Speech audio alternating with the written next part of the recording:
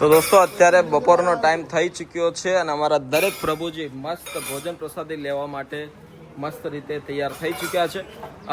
આજના વ્લોગની અંદર ઘણી બધી મજા આવશે કેમ કે આજે અમે લોકો છીએ સોશિયલ મીડિયા આશ્રમ અને બા પછી પાયલ મારો મોટા મમ્મી બધા લોકો આજે અમે જવાના છીએ ભગુડા માતાજીના દર્શન કરવા માટે અને એકલવ્ય પણ ખૂબ તંદુરસ્ત છે.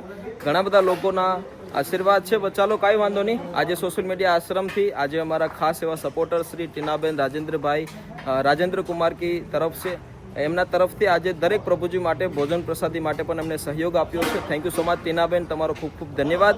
અને આજે સરસ મજાની આ ભોજનની વ્યવસ્થા ખૂબ સારી રીતે અત્યારે સોશિયલ મીડિયા આશ્રમમાં થઈ રહી છે.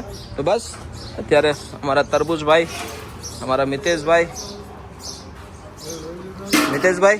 ઓલ રાઈટ, મજા? કોની માટે આ ડીશ લેતા જાઓ છો? बंगाली माटे અને બાબુભાઈ માટે. हैं એક બંગાળી છે ને બાબુભાઈ. अच्छा, बंगाली भाव के लिए એક બંગાળી ભાવ બાબુભાઈ. क्या बात है. और हमारा બધા જ પ્રભુજી અત્યારે મસ્ત. અને દોસ્તો આજે આપણા સોશિયલ મીડિયા આશ્રમની અંદર 8 પ્રભુજી નવા છે, એમનું એડમિશન થયું છે અને એ પ્રભુ સેવા આશ્રમ જે સુરત છે ત્યાંથી એ સ્થળાંતર થઈ અને અહીંયા આવ્યા છે કેમ કે ત્યાં પણ ખૂબ સારી રીતે કામ થઈ રહ્યું છે. તો આજે 8 પ્રભુજી સોશિયલ મીડિયા આશ્રમમાં એડમિશન માટે 8 પ્રભુજીનું આગમન થયું છે, એમનું સ્વાગત થયું છે. પછી સૌથી મોટી વાત છે. અને 8 પ્રભુજીમાંથી અમારા દાદાશ્રી અહીંયા છે. કાકા જય શ્રી કૃષ્ણ. પછી અમારા બીજા પ્રભુજી, જય શ્રી કૃષ્ણ દાદા. શું નામ છે? ચંદુભાઈ પરસોત્તમભાઈ ચૌહાણ. ક્યાંથી છો?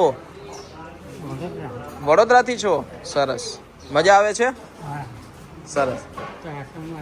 હે એવું છે? સરસ. क्या सोच रहे हो? निचराई मेरी किसने ओ सनम तूने કેવો રોયો ઘડીક તો મને એમ છે કે હવે હું કરવાલો આપણે કેરે થઈ જાવ માય ઘડી જુદી વાર કાલે થઈ ગયા રેડી?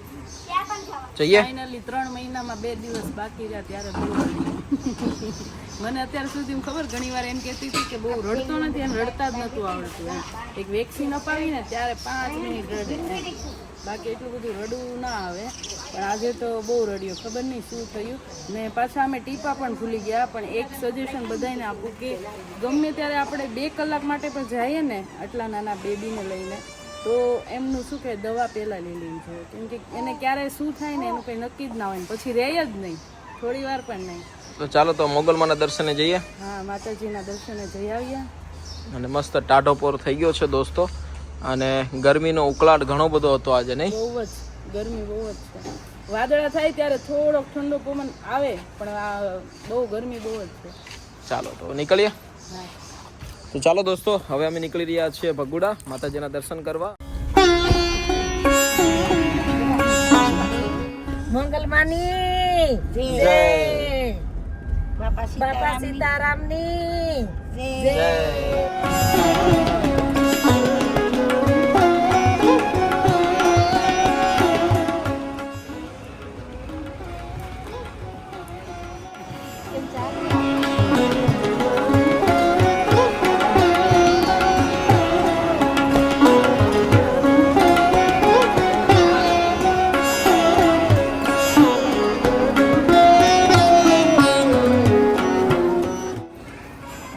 થઈ ગયા દર્શન બા?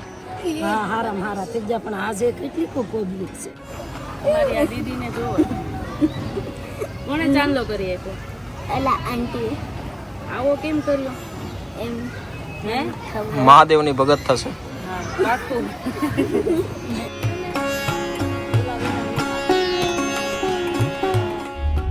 એ આશ્રમેલી મંગલમાએ ગયા, મંગલમાએ દર્શન કર્યા ને પછી થોડુંક એમ છું કે હાલો બગડાણા તે જ રીતતા હતા ને મંગલમાં આવીને અમારા દીકરાઓ માથે કૃપા રાખજો ને તમારા પડખામાં છે ધ્યાન રાખજો. અમારા છોકરા રાત દી રોડે જ હોય એટલે અમે તો તમારે ખોળે છે મેલેલા, બસ તમે ધ્યાન રાખજો.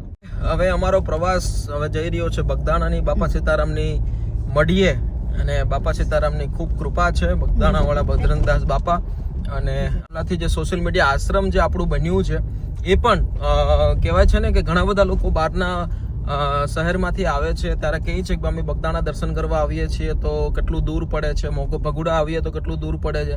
તો ભગુડાથી સોશિયલ મીડિયા આશ્રમ 7-8 કિલોમીટર થાય છે અને બગદાણાથી 20 કિલોમીટર થાય છે. અને ખૂબ બધા અહીંયા આ બાજુના પંથકમાં એવા ઘણા બધા તીર્થ સ્થળો છે કે જેમનો ઇતિહાસ બહુ બધો અદ્ભુત છે અને એની એ તીર્થ સ્થળોની ધરોહર જ સૌરાષ્ટ્રની બહુ મોટી ધરોહર છે અને એના થકી સૌરાષ્ટ્ર ઉજળું છે. તો ચાલો કાંઈ વાંધો નહીં, હવે અમે લોકો નીકળી ચૂક્યા છે બગદાણા તરફ.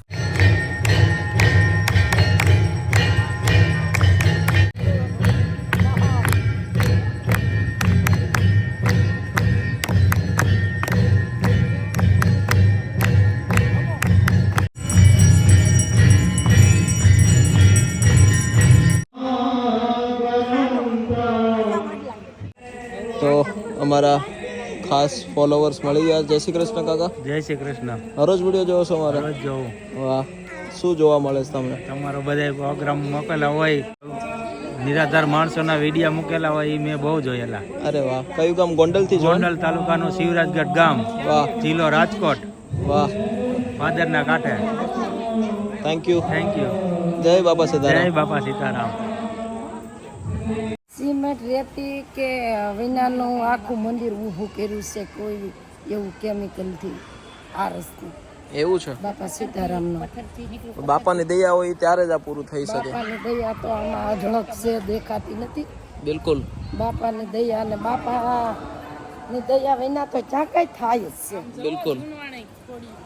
અરે વાહ, કેટલું મસ્ત ચિત્રેલું છે. જો અમને હવે ઘોડિયા જ દેખાય. હે, અમને એવું ગમે ને ઘોડિયા જ દેખાય છે. પણ કેટલું મસ્ત લાકડાની બનાવટનું છે. જો રજવાડી એકદમ. બાપાનું બધું લાકડાનું જ વસ્તુ ગમતી. આમ હા, એનો ઢોલિયો, એના બધા વાસણ, એની પેટી પટારા બધું છે હજી બાપાનું. વાહ. હા, એમના સેવકને કઈ ઘટવું ના જોવે. એના સેવકને ખોટું છે ને બાપાની કૃપા. દોસ્તો, અમે અત્યારે આ બાજુના પાછળના ભાગમાં છીએ અને તમે જુઓ અત્યારે પાછળનો આ મંદિરનો નજારો અદ્ભુત, અને આખું મંદિર આરસથી બનેલું છે અને અદ્ભુત છે. આમની કોતરવણી તમે જોઈ શકો છો. આ બધી જ વસ્તુ હાથથી કોતરવામાં આવી છે અને એમને જે પથ્થરને કહેવાય ને એક શિલ્પકાર જ ઘાટ આપી શકે છે. અને આ કળાનું કોઈ પ્રદર્શન હોતું નથી, પણ આ કળાની સામે તમે જોઈ શકો છો. બગદાણે કહો એટલા સેવક ને એટલી ઓલી સુવિધા છે ને, તોય પબ્લિક બધાય માણસોને બેહાડી પંગજ પાથરી ને પીરસીને જ જમાડે. હા, ગમે ના આપણે ગુફે બધે આપણે ખોટી જાન હોય તો ને ગુફે કરી નાખો, હાલો એકદમ, હાલો એકદમ. અહીંયા તો દરરોજનું 12 માસ. હા, 12 માસ ત્રણેય ટાયમ ને બાપા અન્નપૂર્ણા સાક્ષાત છે. સાચી ના વાત. કોઈ જ ખૂટે નહીં અન્ન. આ તો ભંડારો કહેવાય. સાચી વાત છે.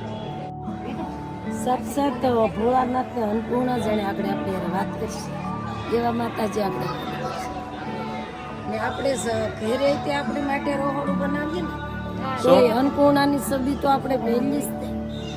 એ અન્નપૂર્ણામાં છે ને ભોળાનાથ આવ્યા હતા પરીક્ષા કરવા.